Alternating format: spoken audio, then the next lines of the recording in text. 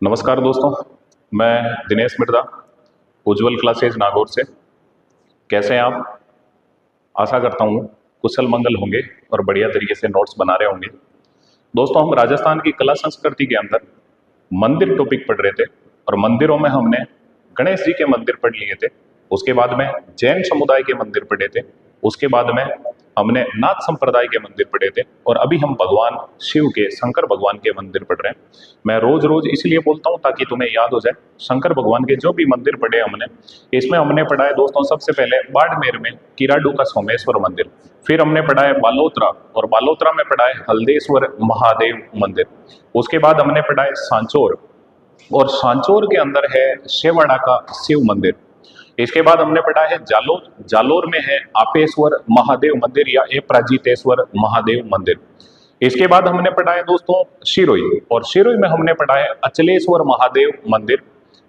और दोस्तों हमने पढ़ा है शारणेश्वर महादेव मंदिर। इसके बाद हमने पढ़ा है पाली, और पाली के अंदर हमने पढ़ा है सालेश्वर महादेव मंदिर, परशुराम महादेव मंदिर, बैजनाथ महादेव मंदिर जिसे नींबों का नाथ भी कहते हैं, और हमने पढ़ा है तापेश्वर महादेव मंदिर, और हमने पढ़ा है सोमनाथ महादेव मंदिर या सोमनाथ मंदिर। पाली के बाद में हम चले थे दोस्तों उदयपुर के अंदर। उदयपुर में हमने पढ़ा था गुप्तेश्वर महादेव मंदिर जिसे गिरवा या मेवाड़ का अमरनाथ भी कहते हैं, और हमने पढ़ा था दोस्तों एकलिंगनाथ जी का मंदिर। उदयपुर से हम चल रहे हैं दोस्तों डूंगरपुर में। कल हमने बेणेश्वर धाम के बारे में चर्चा की थी। डूंगरपुर के अंदर ही है बेणेश्वर धाम, और उससे आगे जो डूंगरपुर में मंदिर है, मैं उन्हीं मंदिरों को आगे बढ़ाने का प्रयास करता हूं। तो आप जुड़िएगा मेरे साथ, कनेक्ट होने का प्रयास करें। देखिए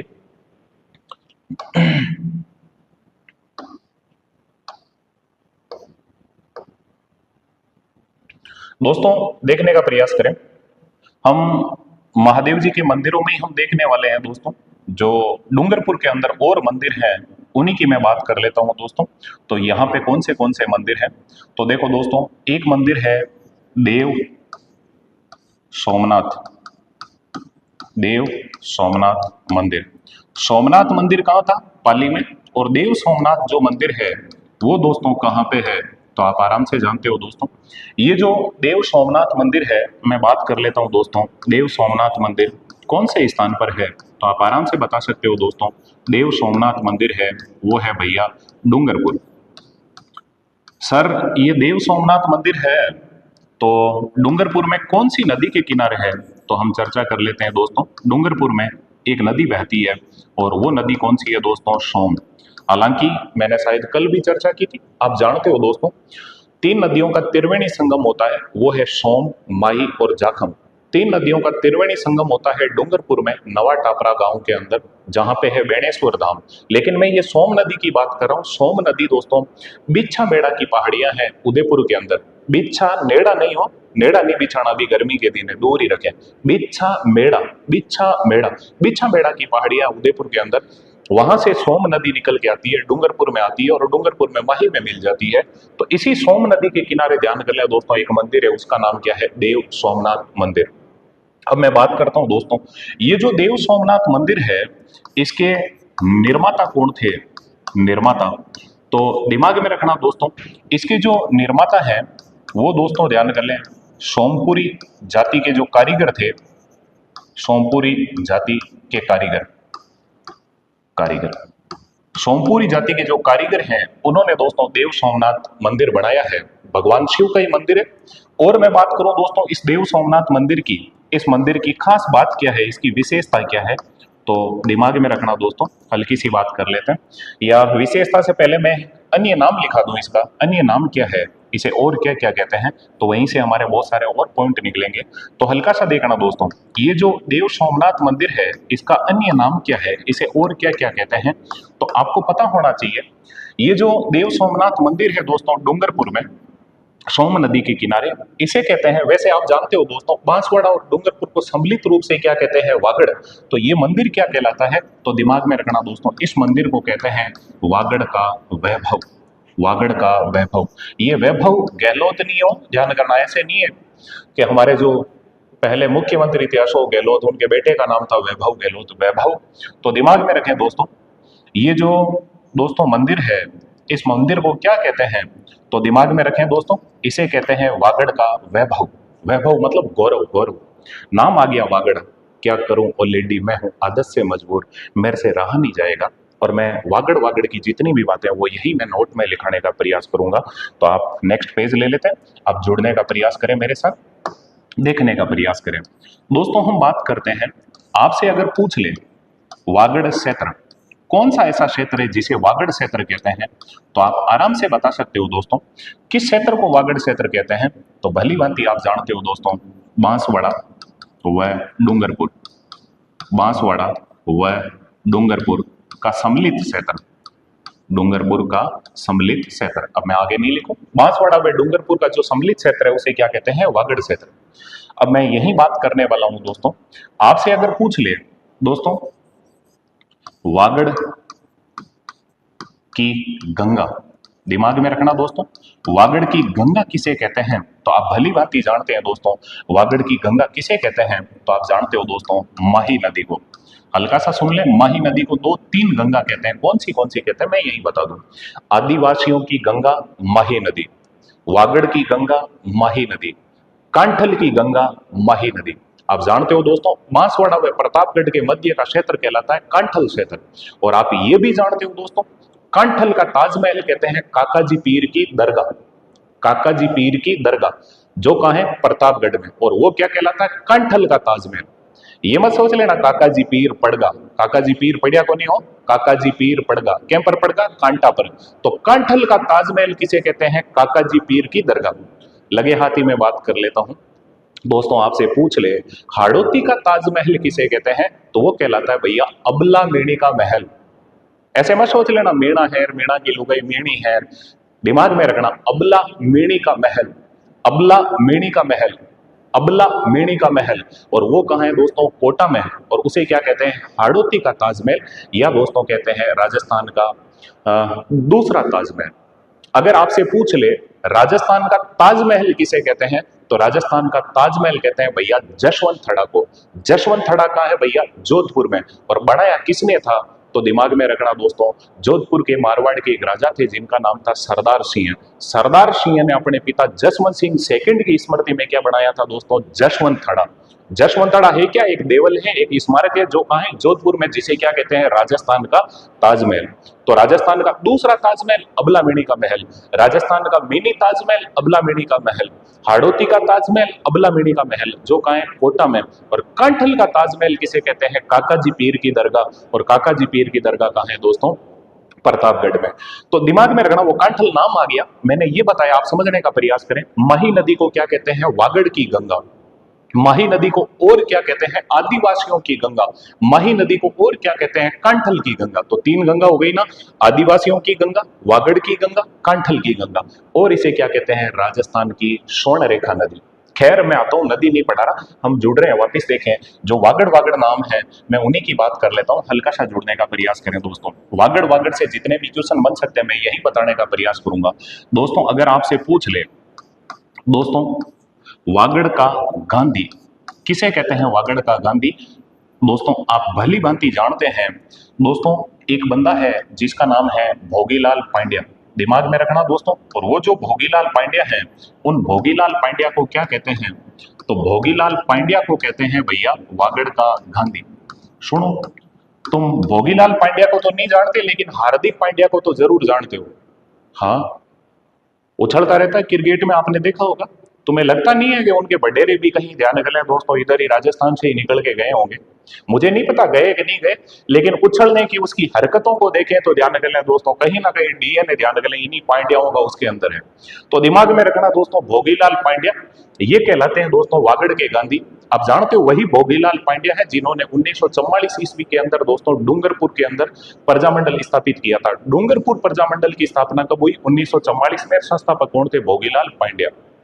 एक और मैं बात कर लेता हूं दोस्तों, लगे हाथी, ध्यान करना, थोड़ा सा देखने का प्रयास करें। ये बात आ गई वागड़ की, तो एक वागड़ की मैं और बात कर लेता हूं। आपसे पूछ ले दोस्तों वागड़ बा किसे कहते हैं, बा। तो दिमाग में रखना दोस्तों, इसी भोगीलाल पांड्या की एक लुगाई थी, और ध्यान कर लें दोस्तों उसका नाम था मणि बहन पांड्या। मणि बहन पांड्या। दिमाग में रखना दोस्तों, भोगीलाल पांड्या की ही पत्नी थी और उसका नाम क्या है दोस्तों, मणिबहन पांड्या। याद कैसे रखोगे सुन लो। भोगीलाल जी के पास जब भी कोई आदमी जाता तो भोगीलाल जी सीधा ही कहते, माँ कटे चाय बनानी है। तुम्हारी तरह नहीं थे पहले वाले लोग। अब तुम तो ध्यान कर ले दोस्तों, सीधा नाम ले लेते हो, जानू बाबू जो भी तुम्हारी है उसका। पहले वाले इतने फुटाए हुए नहीं थे तुम्हारी तरह, नाम नहीं लेते थे। वो ऐसे ही कहते थे माँ कटे है, या चिंटू पिंटू होता तो नाम ले लेते, चिंटू वाली मम्मी कहाँ है, पिंटू वाली मम्मी कहाँ है। अभी सुने तो भोगीलाल जी पांड्या के पास में जब भी कोई आदमी या कोई मेहमान आता तो भोगीलाल पांड्या यही कहते थे, बहुत बड़े नेता थे, ये कहते थे माँ कटे चाय बनानी है, माँ कटे खानो बनानो है। तो इसीलिए ध्यान करना, भोगीलाल पांड्या की जो पत्नी थी उसका नाम क्या है, मणिबहन पांड्या। और उसको लोगों ने क्या स्टार्ट कर दिया, वागड़ बा, वागड़ बा, वागड़ बा। मेरे हिसाब से दिमाग में रह जाएगा। एक चीज तुम्हें ऐसा लग रहा होगा, देखो दोस्तों, दुनिया के अंदर एकमात्र ऐसा प्राणी था जो पत्नी के पीछे भी बहन शब्द का प्रयोग करता था। भोगीलाल जी से पूछते तुम्हारी पत्नी का नाम क्या है, अरे ये कहता मणिबहन पांड्या। खैर जो भी हो, जुड़ने का प्रयास करें। तो भोगीलाल पांड्या की पत्नी कौन है, मणिबहन पांड्या। और दिमाग में रखे इसे क्या कहते हैं, वागड़बा। वागड़ का नाम आ गया तो मैं एक वागड़ और लिखा देता हूं ताकि तुम्हारे झंझट ही खत्म हो जाए सारा वागड़ का। तो दिमाग में रखे दोस्तों, आपसे पूछ ले वागड़ की मीरा किसे कहते हैं, वागड़ की मीरा। तो आप आराम से बताना दोस्तों, वागड़ की मीरा कहते हैं भैया गौरी बाई को। दिमाग में रख लेना दोस्तों, वागड़ की मीरा कहलाती है गौरी बाई। मेरे हिसाब से आपको याद रह जाएगा। देखो दोस्तों, वागड़ वागड़ के जो भी क्वेश्चन बन सकते हैं, मैंने सारे इंपॉर्टेंट क्वेश्चन यही लिखा दिए। ये कहां से निकले तो आप जानते हो दोस्तों, हम अभी जो मंदिर पढ़ रहे हैं उसका नाम है देव सोमनाथ मंदिर। और वो जो देव सोमनाथ मंदिर है वो कहाँ है दोस्तों, डूंगरपुर में। किस नदी के किनारे है, सोम नदी के किनारे। उसके निर्माता कौन है, सोमपुरा जाति के कारीगर। और वो जो देव सोमनाथ मंदिर है उसे क्या कहते हैं, वागड़ का वैभव, यानी कि वागड़ का गौरव, वागड़ का वैभव। तो अब वागड़ शब्द आ गया तो तुम्हें पता होना चाहिए वागड़ किसे कहते हैं। बांसवाड़ा और डूंगरपुर को सम्मिलित रूप से वागड़ कहते हैं। वागड़ का गांधी भोगीलाल पांड्या, वागड़ बा मणिबहन पांड्या। और दोस्तों वागड़ की मीरा तो आप बता सकते हो गौरी बाई। और आपसे पूछ ले वागड़ की गंगा तो उसका नाम क्या है दोस्तों, माही नदी। अभी जो हम मंदिर पढ़ रहे हैं उसका नाम है दोस्तों देव सोमनाथ मंदिर। और मैं उसी देव सोमनाथ मंदिर की नेक्स्ट चर्चा करता हूं। हल्का सा देखें दोस्तों, इस देव सोमनाथ मंदिर की विशेषता, विशेषता इंपॉर्टेंट मंदिर है, इस मंदिर की विशेषता की बात करता हूं, जुड़िएगा दोस्तों। यह ऐसा मंदिर है, ऐसा मंदिर है जिसमें या जिसके निर्माण में, जिसके निर्माण में, निर्माण में सीमेंट कोमा चूने व मिट्टी का प्रयोग नहीं हुआ, मिट्टी का प्रयोग नहीं हुआ, नहीं हुआ। सर हैं बिना सीमेंट के, बिना चूने के, बिल्कुल भाई नहीं हुआ, हुआ। अर्थात अर्थात अर्थात केवल पत्थर पर पत्थर रखकर, पत्थर पर पत्थर रखकर, पत्थर रखकर निर्मित मंदिर है, निर्मित मंदिर है। आपको भी आश्चर्य हो रहा होगा कि सर बिना सीमेंट के, बिना चूने के, बिना बजरी के ये पत्थर पे पत्थर रखे कैसे गए। तो यही तो कारीगरी है। कारीगरों ने क्या किया, जैसे अपने ब्लॉक वाली ईंटें भीड़ते हैं वैसे ही ध्यान करना दोस्तों, ये जैसे मान लो ये कोई पूरा पत्थर है तो उन कारीगरों ने क्या किया दोस्तों, हल्का सा जुड़े। उन्होंने दोस्तों ध्यान करना इस पत्थर को यहां से काटा और यहां से काट के, और ध्यान करना दोस्तों ये ऐसे काट दिया तो ये एक ध्यान कर लिया दोस्तों एक ब्लॉक टाइप का बन गया। तो अगला जो पत्थर होगा ना उसको भी दोस्तों ऐसे खांचे में काट के और ध्यान करना दोस्तों ऐसे बिठा दिया जाएगा। अब अगला इधर से जो कोई पत्थर आएगा ना तो उसको दोस्तों ध्यान कर ले ऐसे खांचे में बिठा दिया जाएगा।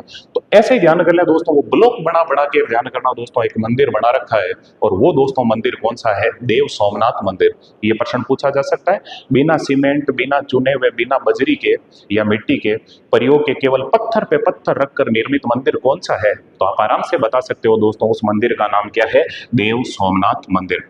और तुम भली भांति जानते भी हो दोस्तों, ये जो देव सोमनाथ मंदिर है, हल्का सा देखें दोस्तों, ये जो देव सोमनाथ मंदिर है ये है कहाँ, तो आप आराम से बता सकते हो दोस्तों। देव सोमनाथ मंदिर कहाँ पे है? डूंगरपुर में। किस नदी के किनारे है? तो आप जानते हो दोस्तों, कौन सी नदी के किनारे? सोम नदी के किनारे। निर्माता कौन है? सोमपुरा जाति के कारीगर। और अन्य नाम क्या है? वागड़ का वैभव। जैसे इसका नाम आया वागड़ वागड़, तो हमने ध्यान करना दोस्तों, वागड़ की सारी बातें कर ली। वागड़ क्षेत्र किसे कहते हैं? बांसवाड़ा व डूंगरपुर को। वागड़ की गंगा किसे कहते हैं? माही नदी को। वागड़ का गांधी कौन है? भोगीलाल पांड्या। वागड़ बाग कौन है? मणिबहन पांड्या। और वागड़ की मीरा किसे कहते हैं? गौरीबाई को। अब सुनने का प्रयास करें। विशेषता जो मैंने लिखाई, इससे रिलेटिव और कोई नोट्स के क्वेश्चन हो सकते हैं तो मैं अभी बात कर लेता हूं। हल्का सा जोड़ने का प्रयास करें, देखने का प्रयास करें भैया।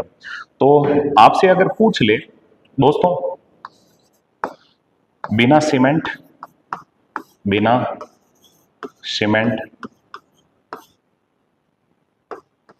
चूने व मिट्टी के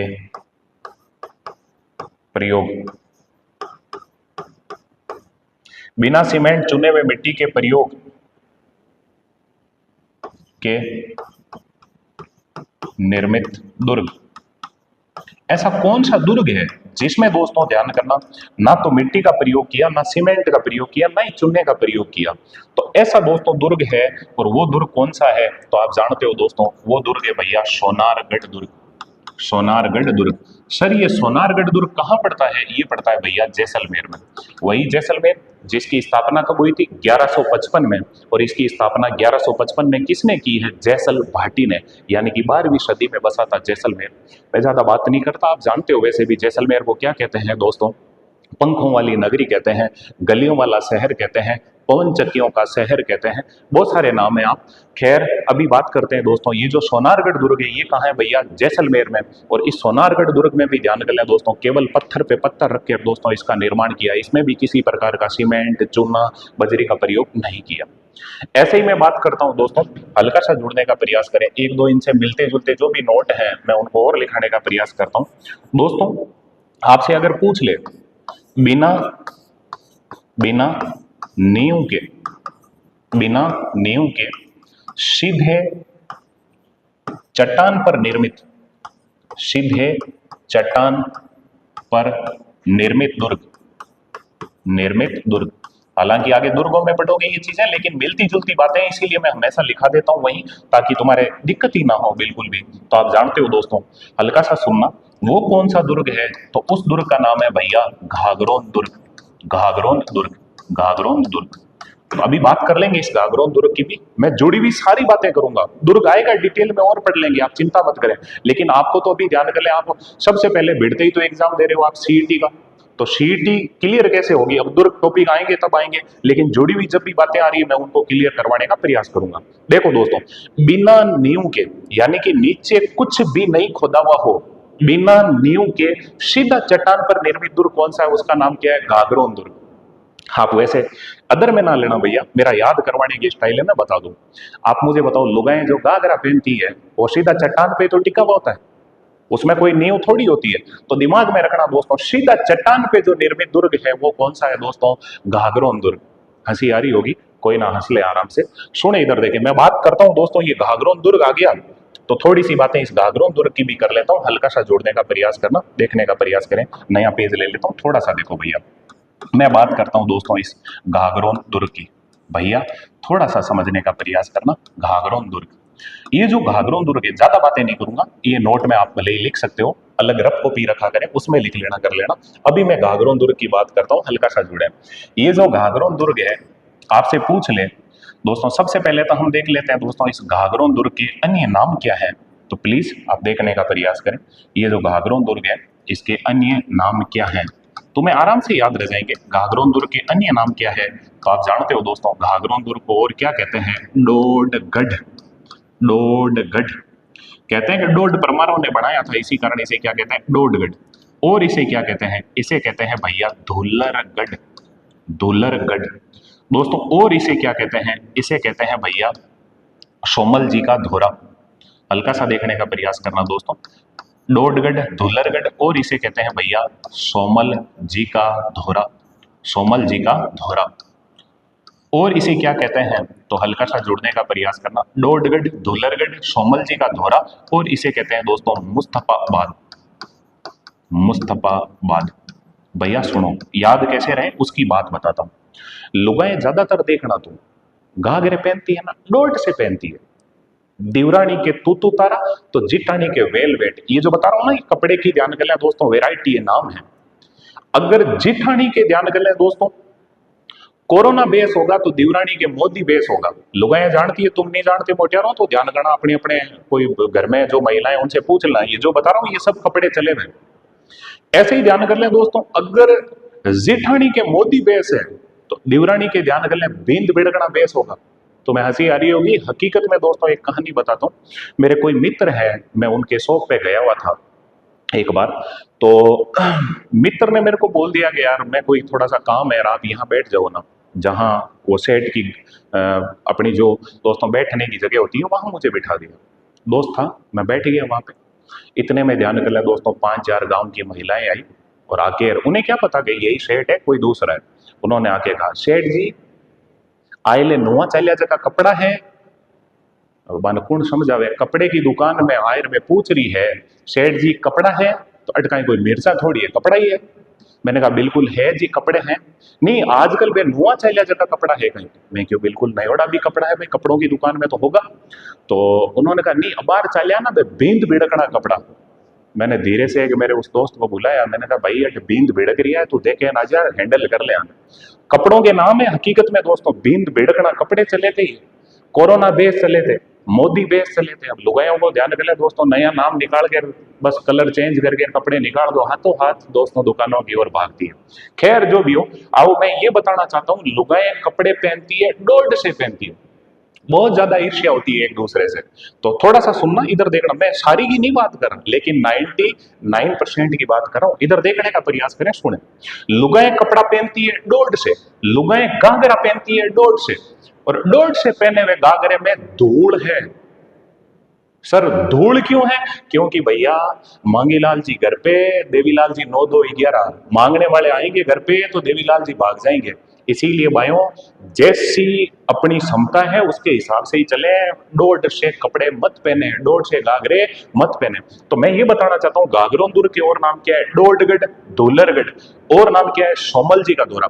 हालांकि आलम जी का धोरा आप जानते हो दोस्तों कहां पड़ता है, बाड़मेर में, जिसे घोड़ों की प्रजनन स्थली कहते हैं। आलम जी का धोरा अलग है, यह है सोमल जी का धोरा, और इसी का नाम क्या है दोस्तों, मुस्तफाबाद।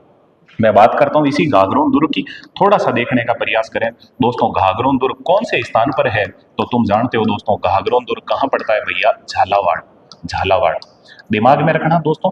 और ये जो घाघरों दुर्ग है, ये दोस्तों किस श्रेणी का दुर्ग है, तो आपको पता होना चाहिए दोस्तों, ये जो घाघरों दुर्ग है वो है भैया ओदक श्रेणी का दुर्ग। ओदक श्रेणी। सर ये ओदक श्रेणी क्या होती है, तो आगे दुर्ग पढ़ोगे उस टाइम मैं बताऊंगा। एक व्यक्ति है शुक्र, उन्होंने किताब लिखी है शुक्र नीति, उनमें उन्होंने बताया है कि राजस्थान में 9 श्रेणियों के दुर्ग हैं। मोटी मोटी बातें कर लेता हूं। ऐसा दुर्ग जिसके चारों ओर खाई खुदी हो उसे कहते हैं पा री ख, ख बोले तो खाई। ऐसा दुर्ग जिसके चारों ओर दीवार बनी हो, परिधि बनी हो, उसे कहते हैं पा री ध दुर्ग। ऐसा दुर्ग जिसके चारों ओर वन हो उसे कहते हैं वन्य श्रेणी का दुर्ग। ऐसा दुर्ग जहां कंकड़ पत्थर कंटीली झाड़ियां और जाने के लिए दुर्गम रास्ते हों उसे कहते हैं एरण्य दुर्ग।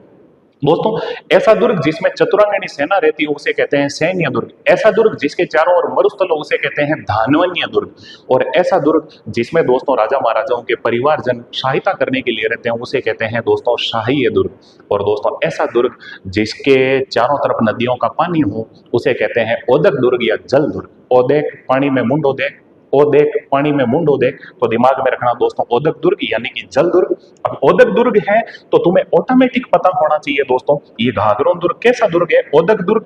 ओदक मतलब जल दुर्ग, तो आपको पता होना चाहिए कौन सी नदियों के संगम पर बना हुआ घाघरों दुर्ग है, नदियां कौन सी है।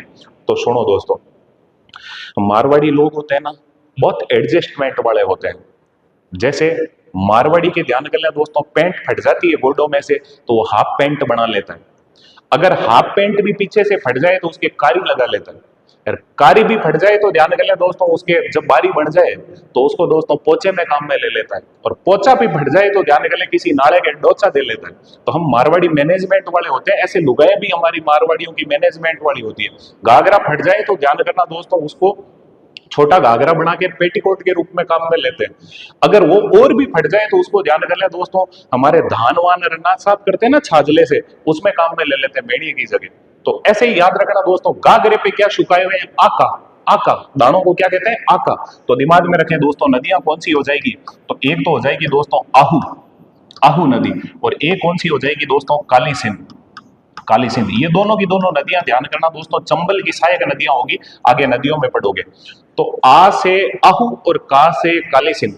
आहू और काली सिंध के संगम पर ध्यान कर ले दोस्तों, कौन सा दुर्ग बना हुआ है? उसका नाम क्या है भैया? घाघरों दुर्ग।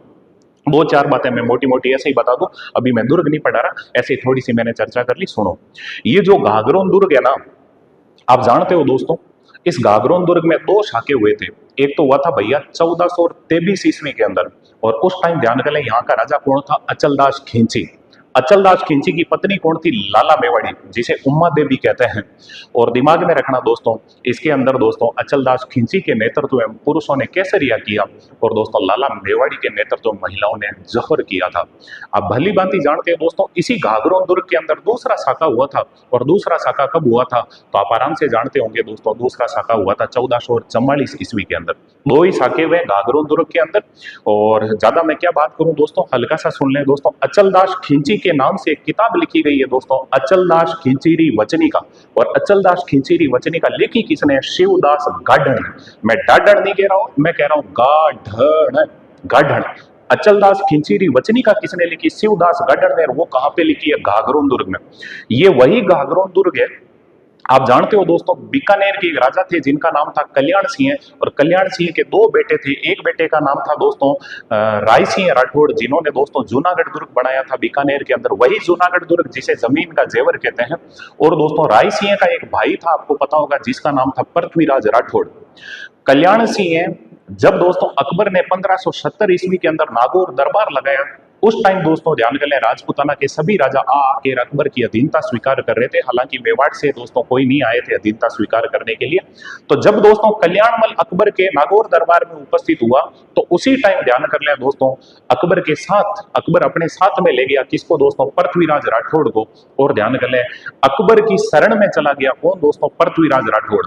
लेकिन वही पृथ्वीराज राठौड़ जो दोस्तों साहित्यकार था, जिसे एलपी टेसीटोरी दोस्तों डिंगल भाषा का हेरोस का, एलपी टेसीटोरी ने पृथ्वीराज राठौड़ को दोस्तों डिंगल भाषा का हेरोस कहा था। पृथ्वीराज राठौड़ ध्यान कर ले अकबर की शरण में चला गया, आगरा में रहता था, लेकिन दोस्तों वहां पे कोई साहित्य वाहित्य उसने नहीं लिखे। फिर ध्यान करना दोस्तों, एक बार ऐसा संयोग बैठा, अकबर ने ध्यान कर ले दोस्तों पृथ्वीराज राठौड़ को दोस्तों घाघरों दुर्ग जागीर में दे दिया। और इसी घाघरों दुर्ग में बैठे बैठे ध्यान करना दोस्तों, खाली दिमाग, ध्यान करना दोस्तों, अकेला आदमी, आपको पता है दिमाग तेज चलता है। और ऐसे ही ध्यान करना, इसी घाघरों दुर्ग में बैठे बैठे पृथ्वीराज राठौड़ ने एक किताब लिखी थी जिसका नाम है दोस्तों वेली किशन रुक्मणी। मैं गैली नहीं कह रहा, वेली, वेली मतलब सहेली, किशन मतलब भगवान कृष्ण, और रुक्मणी, रुक्मणी भगवान कृष्ण की क्या थी दोस्तों? पत्नी। तो दिमाग में रखना दोस्तों, वेली किशन रुक्मणी जो किताब है वो लिखी किसने? पृथ्वीराज राठौड़ ने। और पृथ्वीराज राठौड़ ने दोस्तों घाघरों दुर्ग में बैठे बैठे ये वेली किशन रुक्मणी किताब लिखी, और इसको दोस्तों ध्यान करना अकबर के दरबार में लेके गया। इतने में दूर से आडा आया भागते भागते, दुरशाह आडा। और दुरशाह आडा ने ध्यान कर लिया दोस्तों, वो किताब बाजोड़ जितनी थी समेटी हुई खोखे के अंदर, और दुरशाह आडा ने आके कहा, भाई कहीं ले हो, मिराज है कहीं? पूरा ऐसा ही लग रहा था। तो ध्यान करना दोस्तों, पृथ्वीराज राठौड़ ने कहा, ना दुरशाह आडा, ये मिराज का पैकेट नहीं है, ये मैं किताब लिख के लाया हूं अकबर के लिए। इतने में ध्यान कर लिया दोस्तों, अकबर भी आ गया, और अकबर ने कहा, क्या कर रहे हो रे? तो पृथ्वीराज राठौड़ वहीं खड़ा था और वहीं दुरशाह आडा खड़ा था। दुरशाह आडा ने कहा, साहब ये आपके लिए किताब लिख के लाए हैं। अकबर तो खुद ध्यान कर लें दोस्तों, अंगूठा छाप। अकबर ने कहा दुरशाह आडा को, दुरशाह आडा इस किताब को पढ़ो और मुझे बताओ ये किताब कैसी लगती है। और दुरशाह आडा ने पन्ने पलटे, उस किताब को पढ़ा, बांचा, और फिर कहा, जी हमारे हिंदुओं में 4 वेद हैं, हमारे हिंदुओं में 18 पुराण हैं, 4 वेदों के बाद में अगर कोई 5वां वेद है तो वो किताब है वेली किशन रुक्मणी। और 18 पुराणों के बाद में 19वां पुराण है तो वो किताब है वेली किशन रुक्मणी। तो दिमाग में रखना दोस्तों, पृथ्वीराज राठौड़ द्वारा घाघरोन दुर्ग में किताब लिखी गई वेली किशन रुक्मणी, जिसको दोस्तों अकबर के अन्य दरबारी दुर्शाह ने क्या कहा था, 5वां वेद 19वां पुराण। अब मैं बोलने में लंबा हो जाएगा बहुत ज्यादा मैं चर्चा नहीं करूं, केवल सुन लेना आप, और बाकी मैं कभी और चर्चा करूंगा। तो घाघरोन दुर्ग के अंदर 2 किताबें लिखी गई है, और 2 किताबें कौन सी लिखी गई है, मैं ऐसे ही 2 बातें कर लेता हूं, हल्का सा सुन ले। तो वो जो किताबें लिखी गई है मैं उनकी चर्चा कर लेता हूं, थोड़ा सा देखने का प्रयास करें दोस्तों। ये जो घाघरोन दुर्ग है, इसमें जो किताबें लिखी गई है मैं बात कर लेता हूँ, हल्का सा देखें। इस घाघरोन दुर्ग में रचनाएं कौन सी रचनाएं ध्यान कर ले दोस्तों यहाँ रची गई। तो एक तो है किताब, उसका नाम है दोस्तों अचलदास खिंचीरी वचनिका, सॉरी, एक किताब है, उस किताब का नाम है भैया अचल दास खिंचीरी वचनिका। अचलदास खिंचीरी वचनिका, खिंचीरी वचनिका, वचनिका, अचलदास खिंचीरी वचनिका। सर ये किताब लिखी किसने, तो ये किताब लिखने वाला एक बंदा है, और उस बंदे का नाम है भैया शिवदास गाढ़न। ये किताब लिखने वाला है, उसका नाम है भैया शिवदास गाढ़न। ये मैं इसलिए कह रहा हूँ, ध्यान करना दोस्तों, बीच बीच में बातें इसलिए ज्यादा कर रहा हूँ ताकि क्या पता आप सुन लो और वो सीईटी के अंदर कोई क्वेश्चन आ जाए और आपको बेनिफिट मिल जाए। दुर्ग तो आएंगे तब आएंगे भैया, हल्का सा सुनना। ऐसे ही दोस्तों इसी घाघरोन दुर्ग के अंदर ध्यान करना दोस्तों, एक किताब और लिखी गई है, उस किताब का नाम क्या है, वेली किशन रुक्मणी, वेली किशन रुक्मणी, वेली किशन रुक्मणी। और आप जानते हो दोस्तों, ये वेली किशन रुक्मणी किताब घाघरोन दुर्ग में लिखी किसने है, तो ये किताब लिखने वाला एक बंदा है, और उस बंदे का नाम क्या है, तो उसका नाम है भैया पृथ्वीराज राठौड़, पृथ्वीराज राठौड़। ये जो पृथ्वीराज राठौड़ है, इसे ही कहते हैं डिंगल भाषा का हेरोज। किसने कहा, एलपी टेसीटोरी ने। मैं ज्यादा चर्चा नहीं करता। इसी वेली किशन रुक्मणी को दोस्तों दुर्शाह ने कहा था 5वां वेद 19वां पुराण। अभी सुन ले दोस्तों, आप देख रहे थे, ध्यान करना दोस्तों, घाघरोन दुर्ग, और इसी घाघरोन दुर्ग की मैं बातें कर रहा हूँ, हल्का सा सुन ले, मैं थोड़ा छोटा कर देता हूँ ताकि आपको दिख भी जाए। देखो दोस्तों, ये जो घाघरोन दुर्ग है, हमने बातें की है, वापिस जुड़ना। ये जो घाघरोन दुर्ग है, अन्य नाम क्या है, डोडगढ़, धुलरगढ़, सोमल जी का धोरा और मुस्तफाबाद। कहाँ पे है, झालावाड़ में। किस श्रेणी का है, ओदक दुर्ग। और कौन सी नदियां हैं, आऊ और काली सिंध। और यहाँ रचनाएं कौन सी हो रखी, अचलदास खिंचीरी वचनिका, जो किसने लिखी है, शिवदास गार्डन ने। और किताब लिखी गई है वेली किशन रुक्मणी, जो किसने लिखी है, पृथ्वीराज राठौड़ ने। छोटी सी बात, दर्जी समुदाय के आराध्य देव हैं जिनका नाम है संत पीपाजी। और संत पीपाजी का जन्म भी कहाँ हुआ था दोस्तों, घाघरोन दुर्ग में। और संत पीपाजी की छतरी भी कहाँ बनी हुई है दोस्तों, घाघरोन दुर्ग में। संत पीपाजी, ध्यान करना दोस्तों, इनके पिताजी का नाम था कड़ावराव खिंची, और माता का नाम था दोस्तों लक्ष्मीवती।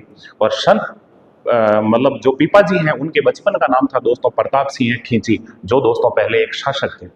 ये आगे संत संप्रदाय में पढ़ोगे, ऐसे ही बोल दिया, क्या पता किसी को फायदा मिल जाए सुनने से। तो ध्यान करना दोस्तों, ये लंबा हो गया है, मैंने इसलिए चर्चा कर दी, वापस जुड़ने का प्रयास करें।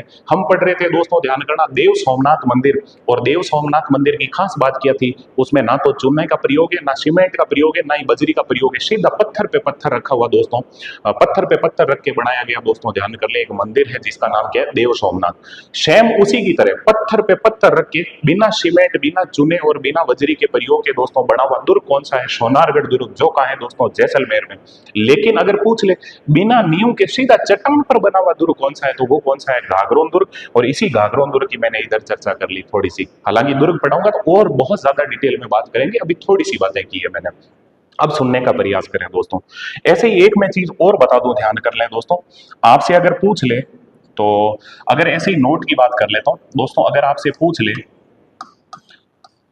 बिना नींव के, बिना नींव के निर्मित महल या इमारत, निर्मित इमारत, बिना नींव के निर्मित इमारत अगर पूछ ले, तो वो कौन सी है दोस्तों, वो है भैया हवा महल। हवा महल। भैया टेंशन मत लेना, थोड़ा सा ये कुछ इंपॉर्टेंट चीजें हैं, इसीलिए मैं इनकी बातें कर रहा हूँ। मंदिर होते जाएंगे, कोई टेंशन वाली बात नहीं है, हमें तो पढ़ना है कहीं से भी। जैसे एक दुर्ग क्लियर हो रहा है, इधर अब हवा महल आ गया तो मेरे से रुका नहीं जाए यार, मैं इस हवा महल की पूरी बातें करूंगा। तुम्हें अच्छा लगे या बुरा लगे, देखने का प्रयास करें, थोड़ा सा जुड़ना। ये जो हवा महल है, मैं इस हवा महल की बात कर लेता हूँ, ज्यादा नहीं, थोड़ी सी बातें करूंगा, हल्का सा समझने का प्रयास करना दोस्तों। 5 मंजिला इमारत है हवा महल, मैं इसी की बात कर लेता हूँ, हल्का सा देखना, ज्यादा नहीं हो जाएगी। 1 2 3 4 और 5वीं मंजिल है, ये रही। ध्यान करना दोस्तों, अभी हम किसकी बात कर रहे हैं, हवा महल की। और तुम जानते हो दोस्तों, ये जो हवा महल है, ये है कहाँ भैया, जयपुर में। अभी बात करते हैं, इसकी 500 मंजिलें याद रखना। और 500 मंजिलें कैसे याद रखोगे? तो देखो दोस्तों, सर्द, रत्न, विचित्र, प्रकाश और हवा। प्रकाश और हवा, प्रकाश और हवा। सुनो भैया, अब क्लास में तुम्हें क्या है, बार बार रिपीट करवा देता हूं, याद हो जाता है। इसको ऐसे ही बोलना, 2-3 बार बोलना। सर्द रत्न विचित्र प्रकाश हवा, सर्द रत्न विचित्र प्रकाश हवा, सर्द रत्न विचित्र प्रकाश हवा। रोटी जीमते टाइम भी ऐसे बोलना, सर्द रत्न विचित्र प्रकाश हवा। और कोई गृहिणियां है तो रोटी बनाते टाइम यूं करना, सर्द रत्न विचित्र प्रकाश हवा, सर्द रत्न विचित्र प्रकाश हवा। याद हो जाएगा ये 500 मंजिलें। और वैसे भी याद रख लें यार, इन सब के आगे महल महल लगता है। सबसे नीचे ठंड होती है सर्द, सबसे ऊपर हवा आती है, ध्यान कर लें, और एक प्रकाश है। बीच वाले नाम याद रखने हैं, रत्न और विचित्र। सर्द रत्न विचित्र प्रकाश हवा। पहली मंजिल का नाम सर्द, सर्द महल। दूसरी का रतन महल, तीसरी का विचित्र महल, चौथी का प्रकाश महल और पांचवी का हवा महल। अब मैं बात कर लेता हूं, थोड़ा सा सुने। सबसे पहले तो ये पता होना चाहिए ये हवा महल कौन से स्थान पर है। तो तुम जानते हो दोस्तों, हवा महल का है भैया जयपुर में। जयपुर में, वही जयपुर जिसकी 18 नवंबर 1727 को दोस्तों स्थापना की थी। किसने की थी दोस्तों? सवाई जय सिंह ने। वही जयपुर जिसे क्या कहते हैं दोस्तों? पिंक सिटी, गुलाबी नगरी। वही जयपुर जिसे क्या कहते हैं? हीरे जवाहरातों की नगरी। वही जयपुर जिसे दोस्तों और क्या कहते हैं? रंगसिरी का द्वीप। तो मेरे हिसाब से आपको पता होगा, वो वही जयपुर जिसे क्या कहते हैं? पूर्व का पेरिस। तो खैर जो भी हो, तो हवा महल का है दोस्तों जयपुर में। अब मैं बात करता हूं दोस्तों इसका निर्माण। तो हवा महल का निर्माण कब हुआ? तो आप जानते हो दोस्तों 1799 ईस्वी के अंदर। एक कम 1800 में, ध्यान करना दोस्तों, 1799 में क्या बन रहा है दोस्तों? हवा महल। अब आपसे पूछ ले, इस हवा महल के निर्माता कौन थे? तो भैया दिमाग में रखना, इस हवा महल के निर्माता, उनका नाम है सवाई प्रताप सिंह। सवाई प्रताप सिंह दोस्तों, वही सवाई प्रताप सिंह जिनके दरबार में 22 लोगों की मंडलियां रहती थी और जिसे सम्मिलित रूप से क्या कहते थे? गंधर्व बाईसी। गंधर्व बाईसी, गंधर्व बाईसी। तो इनके दरबार में 22 लोगों की जो टोलियां थी उन्हें सम्मिलित रूप से क्या कहते थे? गंधर्व बाईसी। वही सवाई प्रताप सिंह जो दोस्तों खुद साहित्यकार थे। और दिमाग में रखना दोस्तों, ये ब्रज निधि उपनाम से कविताएं लिखते थे। जब भी ये कोई कविता लिखते तो उसके नीचे लिख देते भाई ब्रज निधि द्वारा रचित। तो ब्रज निधि उपनाम से कविताएं कौन लिखते थे? सवाई प्रताप सिंह। ऐसे ही आप जानते हो दोस्तों विजयदान देथा, वो किस उपनाम से कविताएं लिखते थे? बीजी उपनाम से कविताएं। विजयदान देथा आ गया तो बोल देता हूं, सुन ले। वही विजयदान देथा जिन्होंने किताबें लिखी है, या वही विजयदान देथा जिन्हें राजस्थान का शेक्सपियर कहते हैं और क्या कहते हैं? बीजी उपनाम से कविताएं लिखते थे। उन्होंने किताबें कौन सी लिखी है? बातारी फुलवारी जो 14 खंडों में, और कौन सी? अलेखों हिटलर, और कौन सी है? मारो बदड़ो, और कौन सी है? टेढ़ो राव। और एक उपन्यास लिखा दुविधा जिसपे शाहरुख खान की पिक्चर बनी हुई है पहेली। और दोस्तों बापू के 3 हथियारे, और दोस्तों चौधराइन की चतुराई। ये सब किताबें किसकी है दोस्तों? विजयदान देथा की, जो किस उपनाम से कविताएं लिखते थे? बीजी उपनाम से। लेकिन दोस्तों सवाई प्रताप सिंह किस उपनाम से कविताएं लिखते थे, या इनका निक नेम क्या था? ब्रजनिधि। लगे हाथ ही बात कर लो यार, क्या करूं वो लेडी, मैं हूं आदत से मजबूर। तो सुनो दोस्तों, ब्रजनिधि तो कौन है? सवाई प्रताप सिंह। ऐसे ही भरतपुर के जाट राजा थे जिनका नाम था दोस्तों बदन सिंह। दिमाग में रखना दोस्तों, बदन सिंह जाट भरतपुर के राजा है, आप जानते हो दोस्तों बदन सिंह जाट। और इनकी जो उपाधि थी वो क्या थी? तो दिमाग में रखना, इनकी उपाधि थी भैया ब्रजराज। ब्रजराज। दिमाग में रखें दोस्तों, ब्रजनिधि उपनाम से कविताएं कौन लिखते थे? सवाई प्रताप सिंह। और ब्रजराज के नाम से प्रसिद्ध कौन थे दोस्तों? बदन सिंह जाट। खैर मैं आता हूं, ये जो हवा महल है, बात कर लेते हैं दोस्तों। इस हवा महल का जो दोस्तों कारीगर था, जो डिजाइनर था, उसका नाम क्या है? तो आप जानते हो दोस्तों, उसका नाम था भैया उस्ताद लालचंद। उस्ताद लालचंद, उस्ताद लालचंद। बड़ा ही तगड़ा उस्ताद था। और उसने, ध्यान कर लें दोस्तों, क्या बना दिया? 5 मंजिला इमारत जिसका नाम क्या है दोस्तों? हवा महल। सुनने का प्रयास करना दोस्तों, आपसे पूछ ले इसके अंदर, ध्यान कर ले दोस्तों, खिड़कियां कितनी थी? खिड़कियां। तो दिमाग में रखना दोस्तों, इसमें जो खिड़कियां हैं वो कितनी है दोस्तों? 365। अगर आपसे पूछ ले दोस्तों इसमें जाली झरोखे कितने थे? हवा महल के अंदर जाली झरोखे, तो तुम बताओगे, ध्यान करना दोस्तों, इसके अंदर जाली झरोखे कितने हैं? तो 953। दिमाग में रखना, छोटी मोटी बात है, वेरी इंपॉर्टेंट है। हवा महल तुम्हारे कहीं पे भी फायदा मिल सकता है, याद कैसे रखोगे? सुन ले, इधर देखें। और ये बनाया क्यों भैया? सुन ले, पुराने जो भी राजा महाराजा थे, पहले आपको पता होगा रानियों को दोस्तों पर्दा प्रथा था, और ज्यादातर रानियां दोस्तों महलों से बाहर नहीं निकलती थी। वो रानियां थी, महलों से बाहर क्यों निकलेगी? ध्यान कर लें दोस्तों। लेकिन कुछ रानियों ने कहा सवाई प्रताप सिंह को कि हे राजा, जो जयपुर के अंदर गणगौर की सवारी निकलती है, तीज माता की सवारी निकलती है, आप हमारे लिए कुछ ऐसी व्यवस्था कीजिए जिससे हम गणगौर की सवारी को देख सकें, तीज माता की सवारी को देख सकें, और बड़ी चौपड़ और बड़ी चौपड़ के अंदर जो घटित होने वाली घटनाएं उनको भी देख सकें। तो सवाई प्रताप सिंह ने, ध्यान करना दोस्तों, 1799 में एक हवा महल बनाया।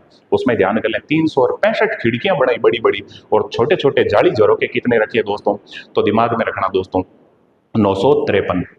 अब सुन लें ये क्यों बनाए, तो आपको पता होगा रानियों को गणगौर और तीज माता की सवारी के दर्शन हो। अब सुन लें, ये इतनी सारी खिड़कियां हैं, कुछ तो बड़ी खिड़कियां यार, कुछ दोस्तों छोटे छोटे जाली झरोके। कोई होशियार रानी होती सुबह सुबह जल्दी से नहा धो के और बड़ी वाली खिड़की को बुक कर लेती। फिर कोई बॉडी डाड़ी रानी होती, ध्यान कर ले दोस्तों, वो आके फिर छोटे वाले आड़े में से त्या त्या करती। खैर जो भी था, जैसा भी था, दिमाग में रखना ये मैं हवा महल की बात कर रहा हूँ। कितने मंजिला है, 5 मंजिला। और तुम जानते हो 5 मंजिलें कौन सी है, शरद रत्न विचित्र प्रकाश हवा, शरद रत्न विचित्र प्रकाश हवा। ये बात कहां से छिड़ गई, तो बिना नियम के निर्मित इमारत कौन सी है, हवा महल। तो मैंने ये सारी बातें कर ली। अभी थोड़ा सा जुड़ने का प्रयास करना, देखने का प्रयास करें दोस्तों, हम पढ़ कहां से रहे हैं। तो सुने, हमने स्टार्ट किया था भैया सब के सब देखने का प्रयास करना। आज का हमारा मंदिर था, उसका नाम है दोस्तों देव सोमनाथ मंदिर। देव सोमनाथ मंदिर कहाँ, डूंगरपुर में। देव सोमनाथ मंदिर किस नदी के किनारे, सोम नदी के किनारे। इसके निर्माता कौन है, तो सोमपुरा जाति के कारीगर। दोस्तों ये जो देव सोमनाथ मंदिर है, इसे क्या कहते हैं, इसे कहते हैं वागड़ का वैभव। तो वागड़ किसे कहते हैं, बांसवाड़ा और डूंगरपुर का सम्मिलित रूप से क्षेत्र क्या कहलाता है, वागड़। दोस्तों मैं बात कर लूं तो आपसे पूछ ले वागड़ की गंगा किसे कहते हैं, माही नदी को। आपसे पूछ ले दोस्तों वागड़ की मीरा किसे कहते हैं, तो गौरीबाई को। आपसे पूछ ले वागड़ का गांधी किसे कहते हैं, भोगीलाल पांड्या को। और आपसे पूछ ले दोस्तों वागड़ बा किसे कहते हैं, तो आप जानते हो दोस्तों मणि बहन पांड्या को। ये वागड़ वागड़ की बातें आ गई। फिर हमने ध्यान करना दोस्तों, एक बात देखी थी, हल्का सा देखने का प्रयास करें। हमने देखा था दोस्तों ये जो देव सोमनाथ मंदिर है, इसकी विशेषता क्या है, तो दोस्तों बिना सीमेंट, चूने और बजरी के प्रयोग के केवल पत्थर पे पत्थर रख के बनाया गया मंदिर कौन सा है, तो आप आराम से बता सकते हो वो मंदिर कौन सा है भैया, देव सोमनाथ मंदिर। लेकिन लगे हाथ ही मैंने बता दिया, बगैर नींव के केवल चट्टान पर, पहाड़ की चट्टान है, सीधा चट्टान के ऊपर बना हुआ दोस्तों दुर्ग कौन सा है, वो कौन सा है, घाघरों दुर्ग। इसमें कोई बड़ी बात थोड़ी है, घाघरा ध्यान कर लें बगैर नींव के ही तो होता है, पूरा अदर ही तो होता है, या किसी नींव के अंदर फिट किया हुआ होता है, नहीं होता ना, अदर ही होता है। तो ऐसे ही ध्यान करना दोस्तों घाघरों दुर्ग। और फिर मैंने घाघरों दुर्ग की थोड़ी सी चर्चा कर दी।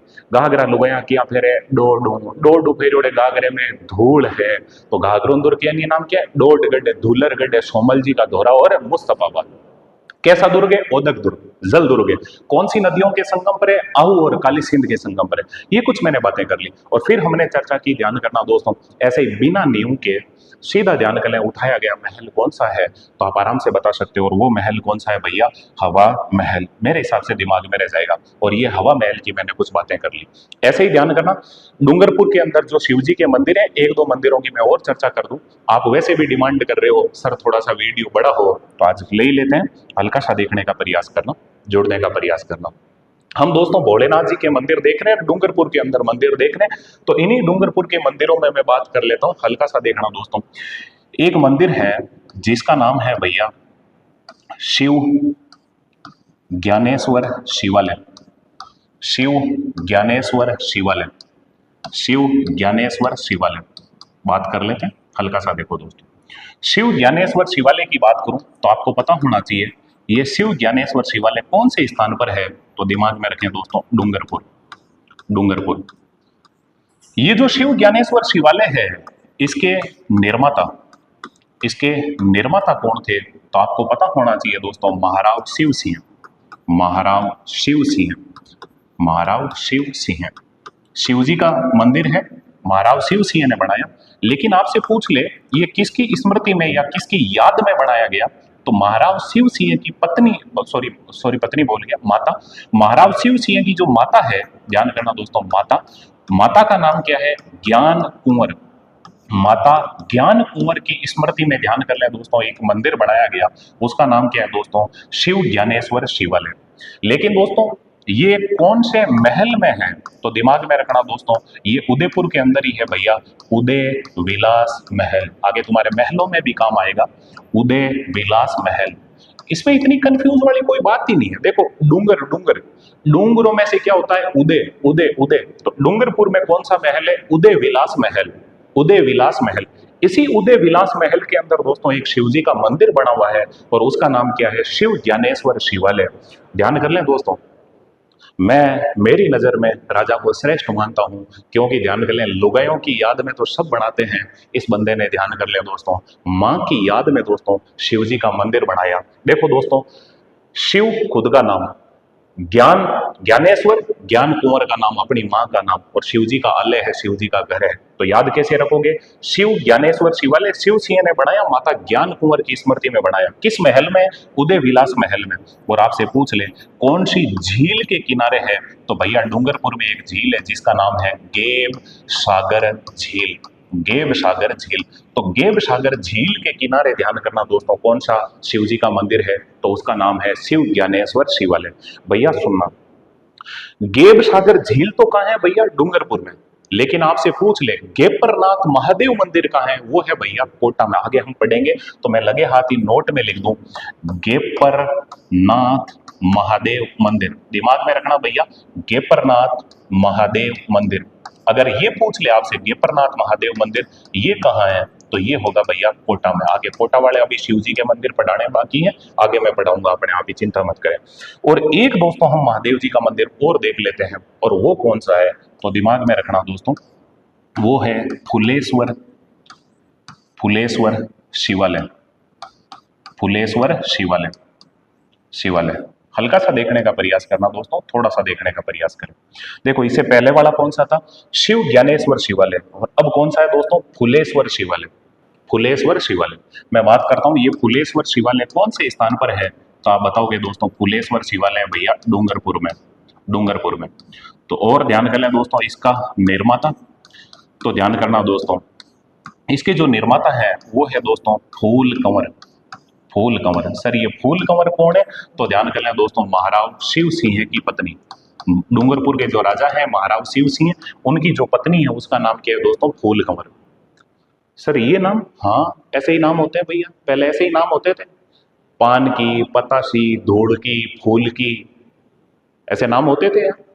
आपको तो ये लग रहा है, ध्यान कर लें, किसी के ध्यान करना दोस्तों यूं छोरे की चाहत में लड़कियों के नंबर लग जाते थे, नाम ही ऐसे रखते थे, दूजूड़ी, तीजूड़ी, छोतूड़ी।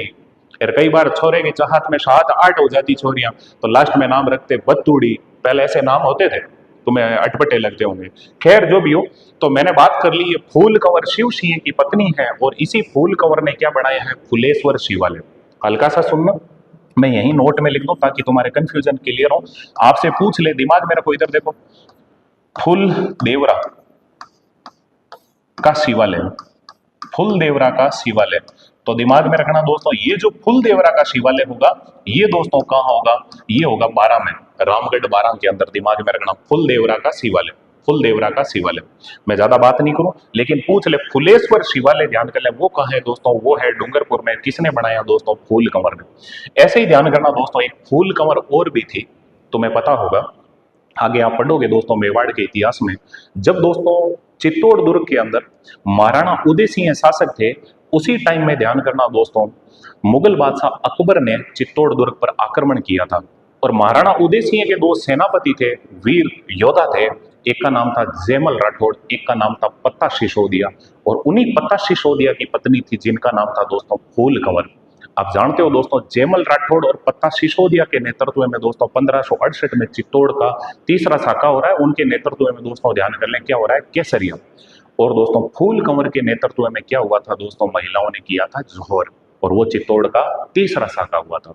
खैर मैं ज्यादा बात नहीं करूं, आप दोस्तों ध्यान कर लें मंदिर पढ़ रहे थे, और मंदिरों की श्रृंखला में ध्यान कर लें दोस्तों आज आपने डूंगरपुर के अंदर जो भी मंदिर थे उन मंदिरों की चर्चा की। और बता दूं आपको, आज जो आपने डूंगरपुर में मंदिर देखे हैं वो कौन से देखे हैं? आज देखा है आपने दोस्तों देव सोमनाथ मंदिर। इससे पहले भी आपने ध्यान करना दोस्तों एक शिव जी का मंदिर कल पढ़ लिया था, मैं हल्की सी बात करूं इसीलिए ध्यान करना दोस्तों इसको मैंने नंबर 2 लगाया। डूंगरपुर में कौन से मंदिर है?